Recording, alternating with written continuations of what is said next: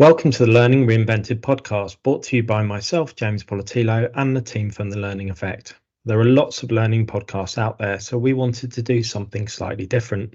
In this episode, we'll be exploring how you make your learning content more impactful and useful to your learners. To share her knowledge, expertise, and experience, I am joined by my co-founder of The Learning Effect, Katie Godden. Katie, regular listeners of the podcast will have heard you interviewing guests before, but do you want to tell our listeners about you and your background? Yes, thank you very much, James. So, like you mentioned, I'm a co-founder along with yourself of the Learning Effect. Prior to that, I worked in-house for over 10 years. So I mainly focused on managing the learning systems for various companies. I predominantly worked in retail. I started off my learning career at a company that provided e-learning qualifications. So that was both assessments and training. So really got to grips with understanding systems and how that worked. Prior to that, I didn't really know anything about learning or the learning industry. And then from there, I moved into retail, so looking after learning systems within the retail space. And then moved into implementing learning systems within retail, then moved into FMCG, and then set up the Learning Effect with you. Along that journey, one of the areas of expertise you've developed is around helping clients, or when you're in-house, developing learning content strategies. So if you were someone faced with developing or reviewing your learning content strategy, where would you start? I think that's a really good question because it can be quite daunting, especially if you're implementing something that's perhaps brand new. Um, you might be at various stages through that kind of journey. So you might already have an existing system or bits of content that you're utilizing, etc. So you really need to understand like which point you're starting at. Are you kind of implementing things that are completely brand new, and content libraries, etc., that are completely brand new? But what I would roll back up to, and what we always do, is what's the purpose of what you're implementing. So what's the need for those bits of content that you've got, or that you want to produce? Who are they going to help, and where they're going to help? And what I would look at is your whole picture. I really understand the purpose of implementing that content, but look at what's going to make the most impact first and really focus on that. And then develop the content plan from that, and then you can start to add in the bits that are perhaps not as important, even though all content will be important or should be important. But start with the ones that are going to make the most impact, and really go from there. So you're talking about having the most impact first. Now that sounds quite easy, but what do you mean by that, the most impact?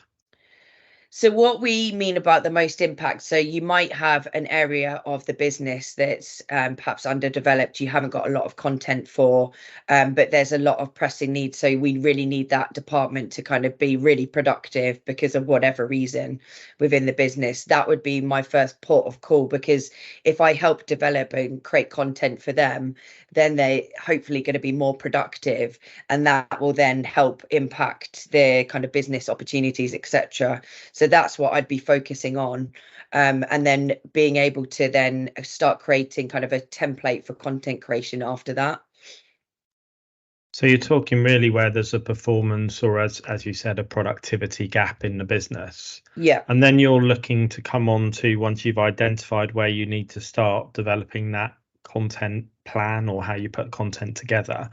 So what are the pros and cons of going and buying content versus building your own content? Going to buy content is a good idea, but you can also mix it with content that you're already creating. So if you haven't got any content whatsoever and you're starting completely from scratch, buying in content is a good idea because it helps you be able to have quite a lot of content from the go. Whereas if you're creating that content, you need to create tons of content at the very beginning for your users to be able to go through. But if you have a combination of them both, where you've got your kind of off the shelf content mixed with your own content, and that's always a good idea. So I think the pros of off the shelf content are you've got instant access to lots of pieces of content. You can pick and choose generally what content that you want available. The cons are it's generic, obviously, so it won't be personalized to your business. You'd have to subsidize that with some of your own content, but that's fairly simple to do. And then in regards to creating your own content, obviously the pros of that is that you can have it really specific and unique to your own business. But I think the cons to that are that it's quite time consuming to make, because you've got to create the content, find your SMEs, and do all of those bits and think about the format that you're going to have that in. So like, for example, if you're going to go and create lots of videos, that's going to take quite a bit of time, as opposed to if you're using kind of off the shelf content where those videos have already been created. And in terms of the particular types of content, because I've seen approaches where people are like, we've got to develop everything here because it's got to be branded, it's got to look and feel like it's our business and everything around that. If someone's facing that challenge, how would you push back and say that, some off the shelf or more generic content should be part of that mix, and which type of content maybe could be part of that mix? You need to remember, when you're developing content, you're not actually developing marketing materials or adverts. I think that that's what a lot of people think in their mind, and that's great that you want them to be that perfect, but what you're doing is creating content for learning purposes so people can actually learn stuff from it. And from experience, I found the content that's kind of more nitty gritty, that isn't perfected, it isn't kind of heavily logoed or branded or whatever, and that kind of raw and ready content, that had the most impact on our users than the content that we'd kind of created and perfected, because it's more relatable. So they can actually relate to those people in the videos and stuff like that, because they are their peer group, etc. So I think the pushback would be that it doesn't have to be like that, and people don't necessarily notice that as well. They're going onto the learning system to find out a piece of information, and if they can find that in whatever format, they're not going to be looking at whether you've branded it, whether it's got the right color scheme, etc. They're just looking for that bit of information that they need to know right there and then, and they're not looking for all the kind of bells and whistles around that. And so if that content isn't necessarily unique to your business, that might be something you buy off the shelf. But if it is unique to your business, that might be something you need to develop yourself. Yeah, exactly. So for example, I always use like fire safety for this, because I think it's a really good example, because I've been and worked in tons of different companies and done fire safety training, and it's always been created in-house for some reason, and I never know why. You can't create fires any differently. Companies don't do that any differently, but their training is always specific. So people have sat and made that training, but they could have just gone on to YouTube and found some videos. They could have gone on to Google and found some documents. They could have created something really quick in Canva, and it's essentially like teaching you how a fire is created, how you need to go to fire exits, etc., etc. The bits that are specific to your business are generally the policies that then sit in that. So by using that off the shelf content, you're able to kind of weave in your specific content, e.g. policies, etc., into that to make it more specific. But you don't need to have every single bit of content. But I think that comes back to how you're formatting content as well. So for example, if you're creating bite-sized bits of content and chunking those bits down, it's really easy to kind of weave those bits of content that are specific to your organization within that kind of generic content. But if you're not, so if you're creating kind of really long SCORM courses, that's when it will get a bit more trickier, because obviously off the shelf stuff, you probably won't be able to edit those, etc. So it's how you choose to format your content, which I think will help whether you can have that really good combination, or whether it's a kind of it will still work, but whether it will work as well. And I think you sort of started touching on there around that format of content. So when people are looking to put together their content strategy and they're considering how much video should I have, how many books should I have, how many SCORM courses, and all the other modalities of content, what approach should they take, and how important is that actual format of content?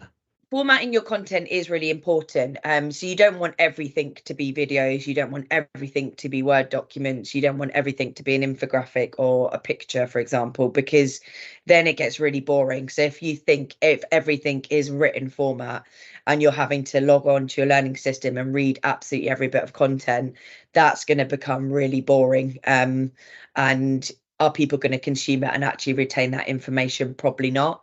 The same with video. You don't want everything to be a video, and it doesn't have to be. So where you've got things like policies, they're obviously not going to be in a video. But you might have something that's an infographic. So I could have 5 key points of a topic that I could put quickly into an infographic, and that's easy for me to consume as that end user. But having the combination of lots of different formats of content is actually way more exciting and a lot easier for people to consume. But again, that comes back down to breaking those topics down into bite-size, manageable chunks that can then be kind of interlinked with each other, and you can create kind of that learning plan without having to put it directly into a SCORM course and create that's a kind of 40 to an hour long course. I can break that down and have little chunks, and it's easier if you need to update anything going forward as well. So for example, if one of your policies changes and you need to update that, you can quickly take out that chunk and upload the new one. So you're not having to go back in and edit. So actually in the long run, it's a lot easier and manageable for you. But the formatting is really, really important of that. But I think that's when you're going to look at what content you're going to create, and maybe any content that you're going to revise and kind of make new. That's when you need to look at that and how important that is, and look at what format's going to probably best suit it. And I think it's interesting now you're talking about what's right for the content rather than what's right for the learner. Because, way back when, 15, 20 years ago, the fad was learning styles, which have pretty much been debunked now. But people would be like, oh, I like to listen to stuff, or I'm an active learner, or all of those sorts of things. And that's now been debunked to say, actually, you need all of those things, but aligned to what you're trying to learn. So it might be, as you said, top 5 points or a process you need to follow, which shouldn't be hidden in the SCORM course, but should be in a one pager or an infographic, or it might be an opportunity to go and put something into practice. And I think it's about the learning purpose you're talking about rather than an individual's learning style. So it's really understanding that if you're looking at content strategy, you're looking at that point of view rather than some of the historic myths which are still hanging around in the learning industry. Yeah, definitely. I understand learning styles and stuff like that, but I genuinely think if you're creating the content and if you give enough variety in that content, people will listen or watch or read all of them. You know what I mean? I think it's when you stick to one of those learning styles, that's when people tend to kind of go, actually, I prefer watching something, or I prefer listening to it because I don't want to read anymore. You know what I mean? And I think that's pretty obvious as to why, because it's repetitive, it becomes mundane. It's, you don't want to kind of read everything, but having that really good combination, you're going to be able to kind of hit everyone's learning preference. I think it's more a preference as opposed to a style, because I think just because you prefer to listen to stuff or watch stuff, it doesn't mean that you're not going to read anything. You'll still read it. It's just you prefer to do it like that. That's all. Absolutely. And the circumstances mean you might prefer it in a certain time, at a certain place. You might want to consume a podcast whilst you're walking or driving somewhere, but you probably don't want to consume a podcast to tell you how to operate the machine in front of you that you're trying to use in your business. And it's, so it's again, looking at all of those things and linking those things together. One of the things we talk about with clients is the balance between what, why, and how in their content. Can you bring that concept to life a bit for our listeners? So I think the why, the what, and the how are really important. Generally, from experience, we find most people focus on the what and why, and the how is often forgotten. So if we give you some examples, so if you're looking to retain staff, so the what and the why would be that lots of people are leaving. we can perhaps understand why that they're leaving, and we're scaremongering you and we're telling you that it's a disaster, everyone's leaving the business, blah blah blah.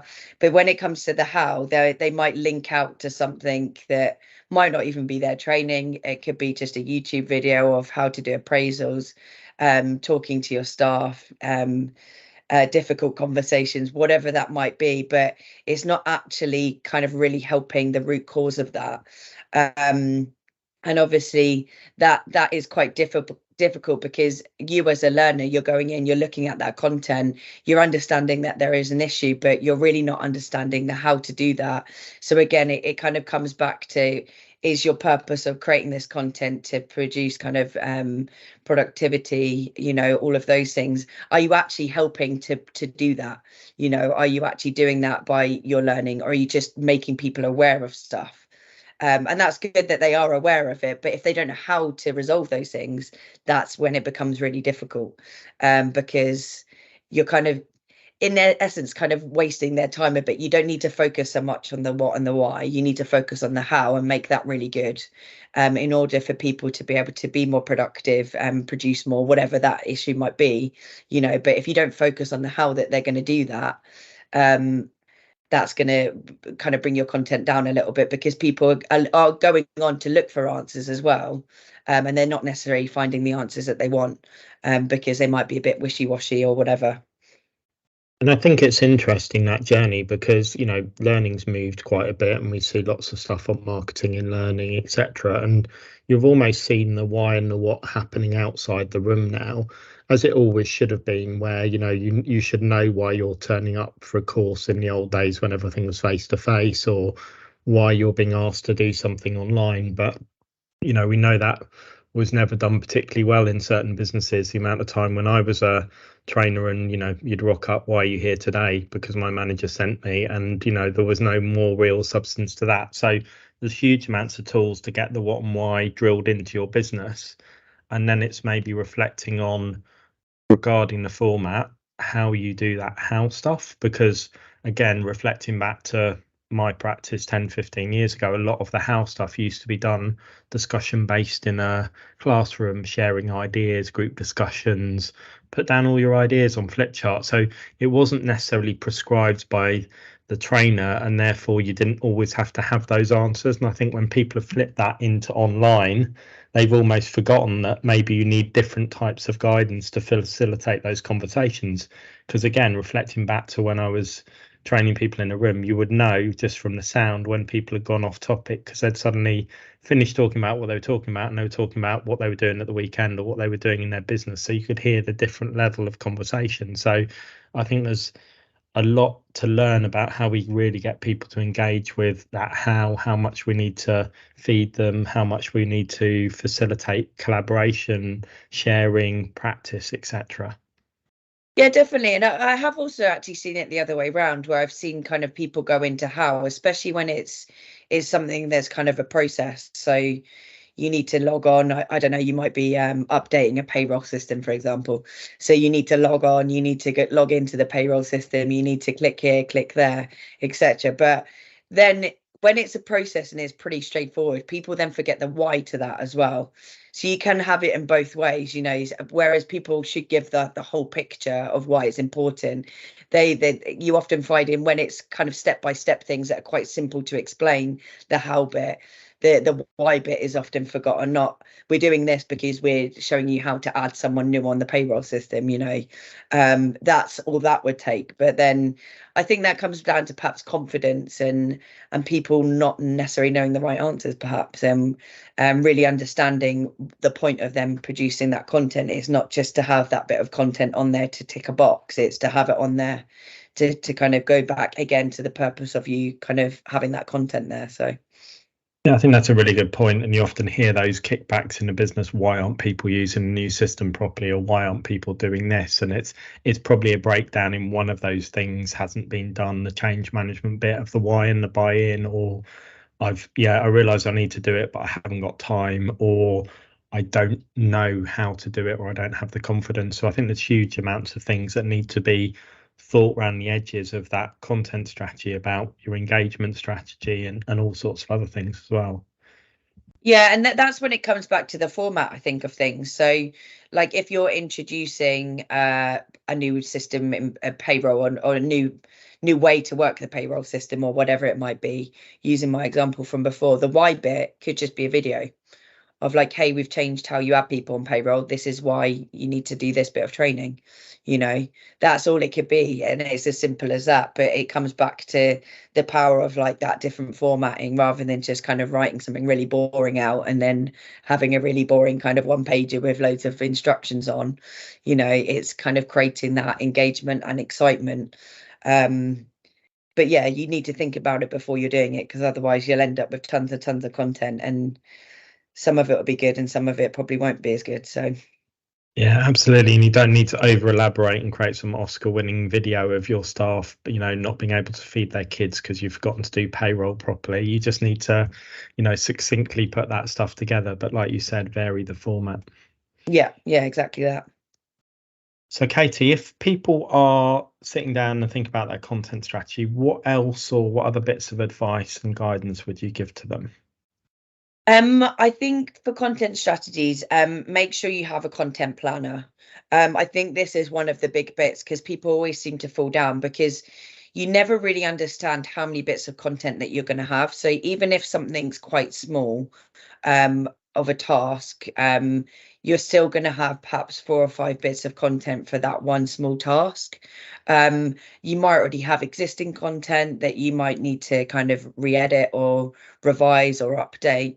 But if you've got that all on a content planner, that's going to really help you structure your content, putting that into a learning plan, into a learning system, and having that all together and making sure that you're not missing bits. That's where I think people always seem to fall down on, because they go into this thinking that they know everything that they need to create, but never kind of noting that down, or who's got responsibility for which bit of content, who's doing what, etc.